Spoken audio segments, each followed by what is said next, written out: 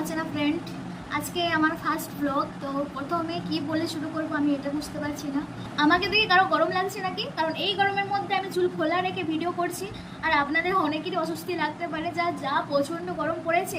আর এই গরমের মধ্যে স্টার্ট করে ফেলেছি আমার নতুন ইউটিউব চ্যানেল, আর আপনারা অবশ্যই আশা রাখবো পাশে থাকবেন। আর আজকের দিন হলো মঙ্গলবার। মঙ্গলবারটা হচ্ছে আমার কাছে সবসময় স্পেশাল। আর এই মঙ্গলবারটাই আমি জীবনে যা কিছু শুরু করি মঙ্গলবারেই করি, আর আমার বিয়েটাও কিন্তু মঙ্গলবারেই করেছি।